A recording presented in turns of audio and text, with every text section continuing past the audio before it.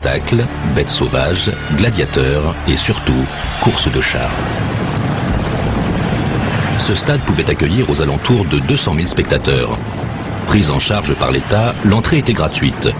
Mais pour l'empereur Trajan qui l'avait construit, c'était un bon investissement. C'était l'endroit idéal pour assurer sa renommée. Trajan, comme la plupart des empereurs, voulait construire un monument durable à sa gloire. Et le Circus Maximus remplissait cet office. Il pouvait y rencontrer la foule, pratiquement sur un pied d'égalité. Trajan se voyait d'ailleurs volontiers en homme du peuple. Cette immense arène lui permettait de distraire un tiers de la population de Rome avec un seul spectacle. Au milieu de la piste se trouvait une structure centrale de 300 mètres de long, le Spina, qui représentait symboliquement l'échine brisée des ennemis de Rome.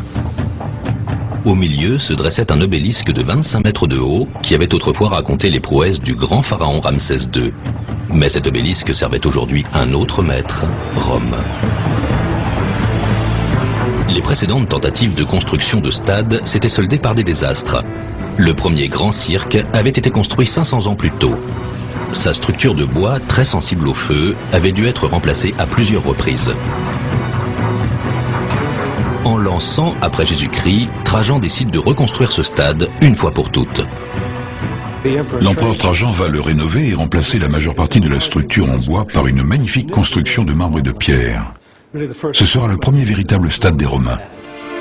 Le Circus Maximus va devenir le stade le plus célèbre de tous. Le secret de sa survie réside dans un nouveau matériau de construction, le béton. Ce mélange magique va permettre de libérer l'architecture. Et les Romains seront les premiers à expérimenter ce mélange. Pour les empereurs de Rome, nul doute que le béton offre de nombreux avantages, puisqu'il permet de bâtir beaucoup plus rapidement. Mais les empereurs pouvaient aussi bâtir des complexes de plus en plus grands pour accueillir encore plus de gens. Lorsqu'on a construit le Circus Maximus, seule la partie supérieure a été réalisée en bois. Les 3 premiers niveaux, près des boutiques et des entrepôts, ont été bâtis en béton et décorés avec de la brique et du marbre. Cette structure insensible au feu a permis d'assurer l'extension des boutiques sur toute la longueur du stade, et malgré les risques d'incendie à ce niveau, l'ensemble a survécu pendant 500 ans.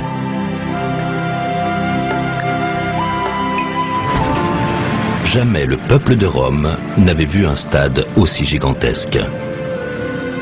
Il n'en reste aujourd'hui que les fondations. Mais le Circus Maximus fut, dans l'Antiquité, le plus vaste édifice du monde. On entrait dans le stade par une porte voûtée et on se faufilait dans une espèce de système de corridor qui donnait presque sur le sous-sol. De telle manière que lorsque vous sortiez pour rejoindre votre place, vous étiez ébloui par la clarté et il vous fallait quelques secondes pour que vos yeux s'habituent au spectacle qui surgissait devant vous. La construction de Trajan, haute de plus de 30 mètres, se composait de 4 gradins de places assises répartis autour de la piste sur près de 1400 mètres.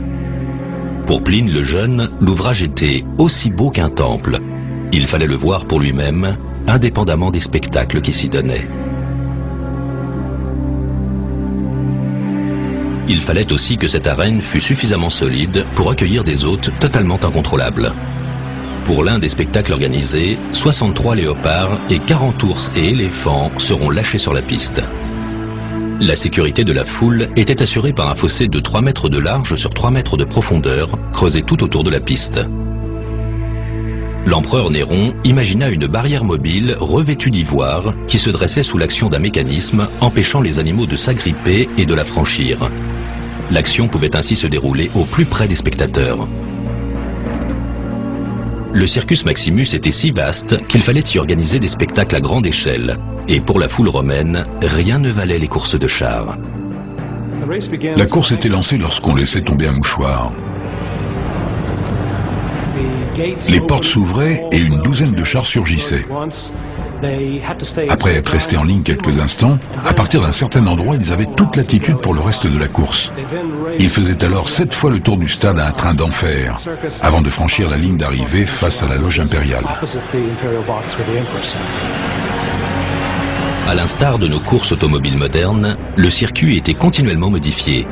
Les secteurs les plus dangereux se trouvaient dans les coins où les cochers devaient serrer la corde au maximum autour du poteau marquant le virage. Les chars se heurtaient, se couchaient et les cochers étaient piétinés par les attelages. Une cinquantaine d'entre eux mouraient chaque année. Mais s'ils survivaient, leur gloire était immense. Je crois qu'on peut les comparer à nos chanteurs pop ou aux stars de cinéma, ou encore à nos pilotes de course. Ils s'attiraient de nombreux admirateurs, avaient la gloire et la richesse, et le formidable prestige qui va avec. On connaît encore le nom de l'un d'entre eux, Scorpus, et avec lui on devine l'enthousiasme, la gloire et parfois la tragédie qui sont associés à ces cochers. Il a gagné plus de 2000 courses, mais il est mort dans ce Circus Maximus à l'âge de 27 ans. Les spectateurs pariaient sur les équipes de différentes couleurs, et tout le monde assistait à ces courses, hommes, femmes et enfants. C'est le Circus Maximus qui a rendu Trajan si populaire. Mais il ne s'est pas arrêté en si bon chemin. Il est devenu l'un des plus grands bâtisseurs de Rome et a édifié une autre merveille d'architecture, le Forum de Trajan. Le forum est le symbole culturel de la cité romaine. C'est le lieu central où les gens se rencontrent et qui comporte généralement un temple sur l'un des côtés et une basilique et un palais de justice sur l'autre. C'est vraiment la place centrale, le Times Square ou le Piccadilly de Rome. Il y avait déjà 5 forums à Rome, mais aucun ne pouvait rivaliser avec le gigantisme de celui de Trajan. Le forum de Trajan était le plus vaste de tous les forums impériaux construits au centre de Rome. En fait, sa taille équivaut à celle de tous les autres mis ensemble. Trajan l'a édifié pour assurer sa popularité, mais aussi pour devenir un véritable Romain. Trajan était le premier empereur venu d'un autre pays. C'était un Espagnol, un très bon soldat. C'était le deuxième de ceux qu'on a pu appeler les 5 bons empereurs. Il avait été choisi pour ses capacités plutôt que pour ses origines familiales. Trajan était un autodidacte et un bâtisseur d'empire. Sans surprise, il a choisi comme architecte un homme venu lui aussi d'un autre pays, Apollodore de Damas, qui va aider Trajan dans ses opérations militaires à l'étranger.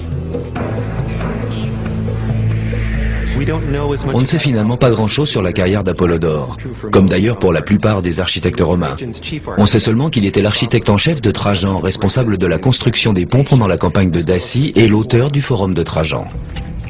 L'argent collecté en Dacie lors des campagnes militaires permettra à Apollodore de faire du forum de Trajan une véritable vitrine. À elle seule, la piazza mesurait plus de 180 mètres de long et était entourée d'arcades sophistiquées décorées avec des statues de Trajan. Il y avait une place de marché, une bibliothèque et des cours de justice.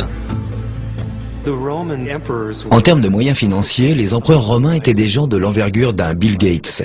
Bien sûr, certains empereurs étaient plus riches que d'autres. Et leur richesse provenait notamment de leur conquête à l'étranger, une partie de l'argent tombant directement dans leur coffre.